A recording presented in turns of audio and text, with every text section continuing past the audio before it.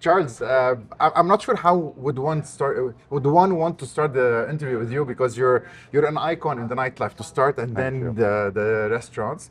Very proudly Lebanese, with a long background and a special way of doing things. I really enjoy sitting with you, and I'm not sure how to start. But let's start with where you're from and how things started in Canada, very Well, I briefly. mean, originally I'm from Beirut, Ashrafi, to be more specific. I came to Canada. I landed here August 26, 1976. So this year in August will be 50 years that I've been here. Came when I was 15. I'll be 65 this year. But ever since I was 9 years old, I was dreaming about being in the hospitality industry. And I opened my first nightclub lounge when I was 22, and the rest is history. I mean, we now have 31 locations across Canada and the US. Our expansion in the US in the last couple of years has been on steroids. We're building 3 restaurants in Vegas as we speak. All of them will be open this year. We have 4 more locations opening in Miami and the rest of Florida. 3 of them being Amal, Lebanese concept that has really taken off. And locally, I hate to say, we dominate in the city with entertainment, food and beverage, nightlife. We own the single largest festival in Canada and have for the last 12 years called Veld. That's in Toronto. We have one of the biggest festivals in Montreal, one in Ottawa, actually. So we touch on all parts of hospitality. We've owned a hotel for the last 8 years that we just sold, but we're building, hospitality, but we focus on experiences. We focus on new concepts. We focus on elevating the nightlife in the city. We do between 300 and 400 live shows a year in Toronto. We are opening 7 more locations in Toronto alone by the end of 26. So at any given time, we have 2, 3, 4 construction sites with openings, and mainly different concepts. I mean, we're definitely focusing on ML now. It seems like it's what really people want to eat. I was a bit uncertain before, and I didn't want the stigma of being Lebanese, opening a Lebanese restaurant, but we took it to the next level with the quality of food, service, interior. Our interiors are very modern, Mediterranean, that make everyone feel comfortable. Our focus is really mainly, and our strength has been, delivering on the experience from the food to the service. Um, and that has made a big difference. Delivering the experience has really been, I travel quite a bit. I probably spend 4 months a year on the road. I'm lucky I can do that, and it allows me to be more open-minded, more focused on what's new, and be very competitive. Being competitive for me is very interesting. Coming out with new brands is very interesting. However, we have a couple of brands now we're really focusing on, Amal is being one of them. And it seems to be one of the most in-demand type of cuisines if it's done well, if it's presented well. The diversity of our clientele proves that point. It's maybe our client base is 20% Middle Eastern. 80% is everybody from A to Z, whether it's Italian or European, Jewish, Asian. I am shocked to see that almost 20% of our client base, because we keep track, is Asian, but they're very much excited about our cuisine. Lebanese cuisine is, very healthy, very clean. So that is part of our expansion. And in Toronto alone, we've approached, 3,000 employees, and we do a lot of special events. During TIFF, which is the biggest event that happens in Canada, never mind Toronto, we probably do 50 to 60 events, 60% of all events for TIFF. So that gives us also the strength of having the big celebrities in our, hotels and restaurants and bars. You need a bit of excitement, Every part of the hospitality today is important. Every single part, You need great food, but you need amazing service, and you need excitement, and you need. 26 will be a bit tougher for everybody financially. I think globally the market is down a bit. So people are a lot more picky. People are thinking more, where can I enjoy a whole evening where I have great food, great service, a little bit of excitement, a little bit of nightlife, where it's not a boring experience.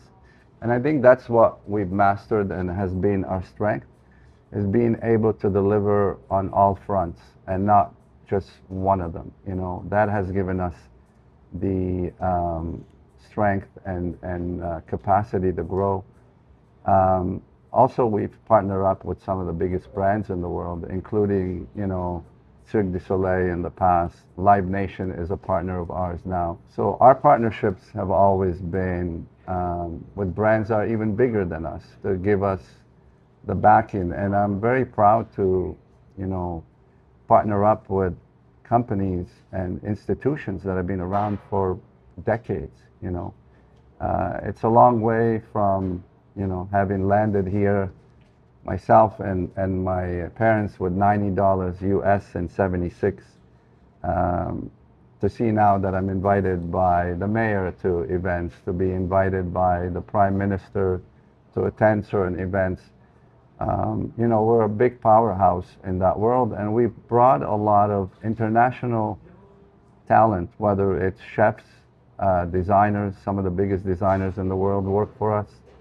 So my focus is always, how can I make it better, And some people and some staff sometimes are, you're never happy, but I am. I'm very happy and proud, but I'm always thinking, how can we make it better? How can we make it more fun, more efficient, and give the clients more value? A big speech I gave to my directors this year is, this is the year whatever savings we can get in our business, we need to pass it on to the clients, because it is going to be a tough year.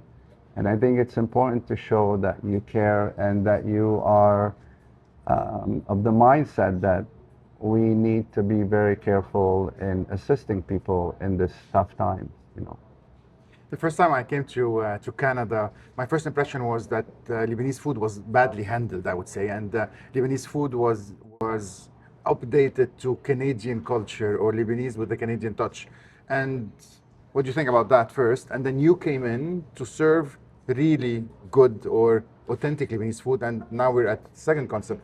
So what happened to Lebanese cuisine, and how does Lebanese cuisine got back to normal? A lot of people from Lebanon migrated to Canada, and specifically a lot of people to Toronto, and a lot of people have dabbled in, opening a little restaurant and serving Lebanese food, and some of it did not translate that well, whether the interior, the cleanliness, the quality of the product, which is something we focus heavily. We offer the best of the best beef. We buy beef tenderloin, the best chicken that's hormone-free. We buy top quality, produce, tomatoes, cucumbers, whatever it might be. And that is what really made the big difference, as unfortunately some people might not know how to, or their focus is strictly on the bottom line, whereas our focus was, for me, after being in that business 35 years, it's 43 years now, 8 years ago we opened ML, 6 years ago. I didn't want to ruin my reputation by delivering a less than perfect or as close to perfect of an experience. So I was lucky to find a really celebrated, well-educated chef in the hospitality industry who has worked in places in Lebanon like the Four Seasons. where quality matters, where authenticity is a big part of, what they deliver. So, I was lucky enough to find an amazing chef that you met, and that made a big difference for us. I needed that part. Somebody that understands high-end sophistication without it being overly priced, and sometimes the attitude, the energy is bad. Whereas with us, I always describe that concept as a happy concept. It's a lot of smiles, it's happy, it's upbeat. Um, but unfortunately, a lot of the smaller operations and mom and pop operations don't offer that. With us, considering the size of the company, we were able to elevate absolutely every single part of the Lebanese culture, the Lebanese hospitality, the food. It's very well presented. And we spend, 4 to 5 months just testing menus, presentation, plateware. Plates make a big difference. People don't realize sometimes. More high-end plates that, keep the heat, and, you deliver a chicken or meat, it's not, some plates just don't hold the, so every single part of the experience is really crucial. Lighting, comfort. Um, we're lucky enough to, have had the depth in the city and the experience to be able to take Lebanese food to the next level. And that's why Emma, for the last 5 years, since Michelin came to Toronto, we've been on the Michelin radar. We're in the Michelin recommended book. It's tough to be a Michelin star when you have 220 seats. It's too large for that. But every year they're here, we are back on the Michelin recommended list. So that proves a point that we're doing the right thing, and I'm very proud of it. And really, some of my happiest moment is when I have Lebanese people come up to me and say how proud they are that, I've elevated what the community has done here. And listen, we have some amazing Lebanese people here, don't get me wrong. But unfortunately, not everybody has the know-how, the financial backing, the opportunity to do it. And I'm sure there's people out there that would be amazing, but you need every single part of it. And luckily for me, I had that, you know. Charles nightlife, then Charles F&B or restaurants. Did COVID play a big role, or you decided to take it somewhere else? So for the first 20 years of my life, I was called and considered, if you Google, king of nightclubs, And I liked it and I hated it. And because I was a lot more than that. I've always had, 1993, I had the #1 restaurant in Canada. It was named #1, it was called Oceans. So I've always enjoyed every part of the hospitality. And I started growing my restaurant business um, because the nightclub I had done for so many years, and I still enjoyed it and still do, but I wanted more. And so I moved heavily 20 years ago into the restaurant side of it. And we now own over 30 of them. During COVID also, the nightclub business after COVID was no longer the way we know it. People were not going to nightclubs anymore. People were not doing bottle service anymore. It became a more lounge focus, supper club focus, having dinner and hanging around the bar. COVID definitely changed the world of the nightclub business, and I would say that all across North America, it's no longer what it used to be. I've had nightclubs for 43 years now, so I've seen the evolution of the nightclub world, the trends, and so on. The other thing that changed the nightclub life also is social media. People meet online, people go to smaller places. Before, you had no choice. You went to the clubs to meet and uh, get to know other people. So the club world is no longer what it used to be, and the restaurant business is doing very well and booming. And a lot of the places that we do very well are restaurants that have a really cool bar component attached to it. So people come before or after dinner, they move to the bar, they have a few drinks. And in Toronto, the weather could be bad for 4, 5, 6 months. So a lot of people don't want to move around that much. So building locations where people can spend the whole evening has become a big focus of mine. When you open a restaurant, learning. When you open a restaurant, what do you look at? You look at an award. You look at being the best. You look at being different. You look at food that you like. How do you start from the drawing board? Um, when I look at, you know, restaurants, I look at them in my own eyes. What does the city need? What could be improved on? What locations do I have? Location sometimes plays a big role, you know. Um, the lack of certain type of restaurants plays another role. Um, my liking to certain kind of food has zero impact on what type of restaurants. You know, I've owned 4 Japanese restaurants, and we still own 2 of them now. And I don't eat I don't like sushi. I don't eat raw food. But one of the restaurant we have, Akira, is a Michelin star chef that manages, and we're now opening one in Miami as well. So it's not a personal thing. My biggest excitement is when I walk into a room and I see happy faces and I read great reviews. That to me is the most important thing. You know, financially, I always believe that if you do the right thing and you make people happy, you'll make money. If you're focused on the financial all day long, the end is not very good for you.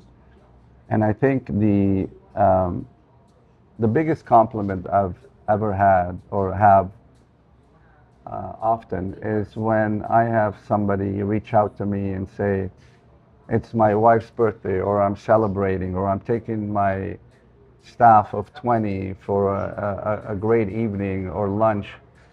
Do you recommend, for example, Sofia, which is Italian, or Amal, that's Lebanese, or Akira, that's Japanese?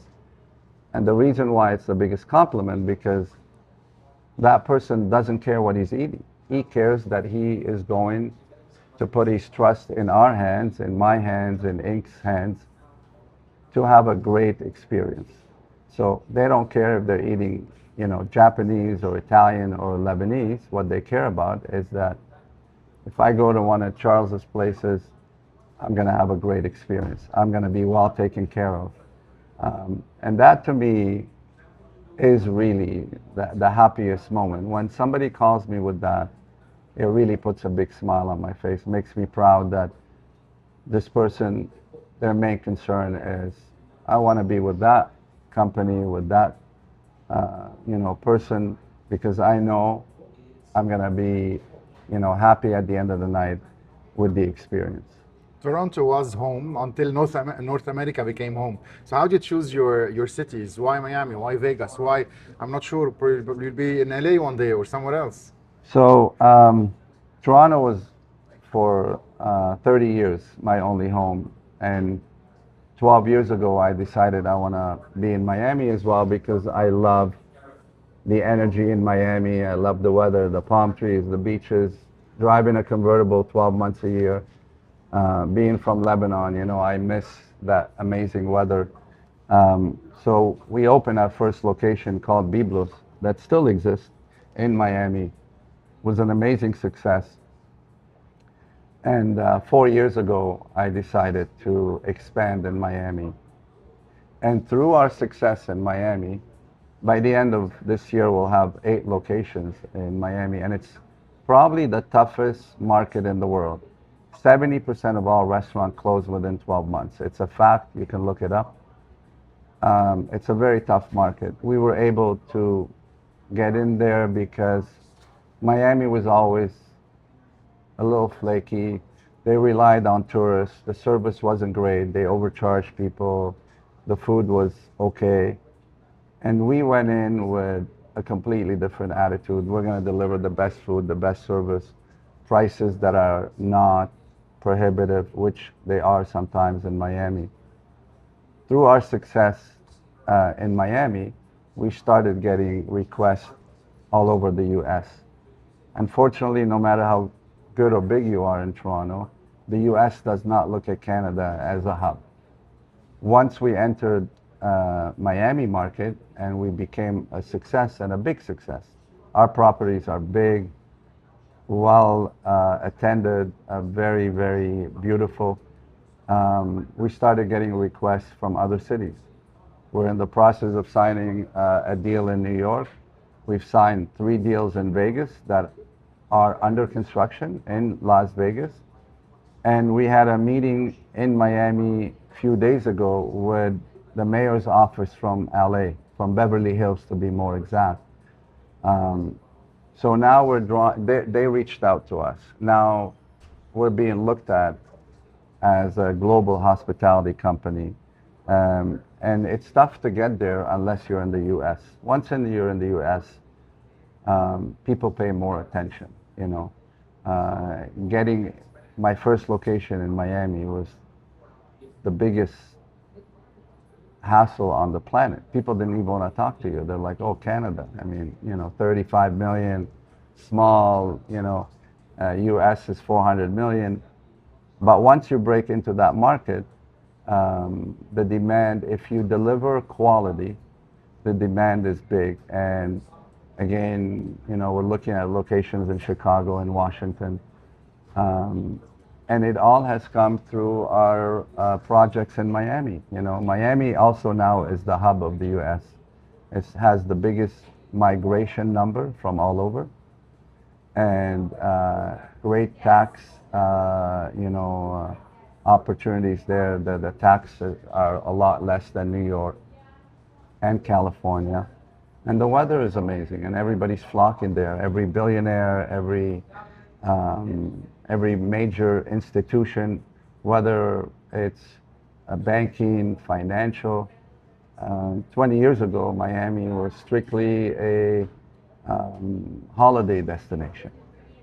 Today, it's no longer that. The biggest institutions, financial institutions on the planet have moved to Miami. The biggest chefs on the planet have a restaurant in Miami or multiple. So we're lucky to have been there for the last 12 years. Now everybody is like asking us, the biggest developers in North America are reaching out because they realize it's quality, it's service, and it's priced properly. You know, we're trying to deliver, like I said, on every facet of that business and not. There's a lot of flash in the US, places that open a year, 2 years later, they disappear because it's more of the show, the drink with the smoke and the steak that's on fire and whatever. Whereas we focus mainly on quality and service with a little bit of flash because people still enjoy that. But that is not what draws people to us. Once you come to our place, you get quality in every way and a little bit of flash because the US is that, and globally it's like that now. But it's not the draw. It's not what brings people back. It's just, I think what brings people back is the Lebanese hospitality that I have in my blood. You know, the Lebanese hospitality I grew up with in Lebanon till the age of 15 was second to none. I never go anywhere in the world where it's anything close to what I get when I go to Lebanon. You know, I'm so excited to have grown up in a city, in a country that, you know, enjoys hospitality in the best form it is. You know, there's so much pride in the way we do things there. So bringing that to North America, to be honest, is something they're not used to. You know, just last week, one of our restaurant, Daphne, you know, a woman walked in and the hostesses, because my big focus is on hostesses that are upbeat and lively, was like, I can't believe how happy you people are to see me and smiling, and so that's a big part of our success. I think it's authentic, good service, and attention to detail, and caring about people's experiences. And people can spend their money anywhere and everywhere, so why come to us? If I don't make you feel great, if I don't give you a great product, uh, you can go anywhere. And all of our locations, knock on wood, thank God, are very successful and very much on top of mind for most people in the city. I've been touring around Halifax and lots of places in the world, focusing on that Lebanese DNA, which I call, and what you just mentioned, the hospitality we have, it just comes in our blood. Before going into Baba and talking about it, probably in the restaurant business, there are three models in your case: the ones you own or you create, the ones you create and probably would want to franchise, and the franchises that you take, and the names, the famous names that would be part of your portfolio. Which one is your favorite and why, and which one you would look into developing more and more? Well, definitely the brands that we built from scratch are the most interesting for me. But a brand like Akira that we bought the rights for and had Chef Akira do the back of the house, it's also very interesting. And I didn't think I could do a better job with Japanese food. And I think what's really important always is to recognize your strength and your weaknesses, or where you could use some great help. Um, Trying to be pompous and always thinking I and me and is not the way I think. I'm always thinking who can help me, who can assist me, who would be a better choice to be part of this project is really crucial for me. I don't let anything get in my way of reaching out to someone to help with anything. So definitely I prefer the brands we've created from scratch, such as Amal and Sophia and so on. But I'm happy to partner up with a great chef, a great brand, and expand on it. I don't have an issue with that. So Amal, high-end Lebanese decor, very neat, very clean, very uplifted, and then comes a pinkish little Baba. What's happening here? Um, for the last 3 years, the success of Amal is really beyond my imagination. I never thought it would blow up the way it has. I mean, it's a restaurant that is sold out 7 nights a week, 6 years, with very little promotion, even though we're capable to do a lot of marketing and promotion. But the word of mouth and the the size of the repeat customers we have has allowed us to stay low key but busy. And people have always asked, I want to take out food. We can't. Can you deliver food? And we can. So 3 years ago, I started working with Chef Ronnie on how we can translate this into small pockets all over the city and eventually all over the U.S. Now we have our, feet planted solidly in the U.S. and even as much as going to Europe. Um, I do believe the brand has a lot of legs and it speaks quality. Pink was, I wanted a color that stand out. I wanted a color that's female friendly. I wanted a color that's bright and uplifting. Um, and I find that a lot of what they call fast food there is very clinical. You walk in, it's tiles on the walls, it's tables, few tables and chairs, usually metal, and a very simple menu. Um, we wanted to create an environment that's uplifting and exciting, and deliver exactly the same quality food we deliver at Emma at, of course, a cheaper price. Uh, I always feel that if the ladies, like something, that it becomes a big hit.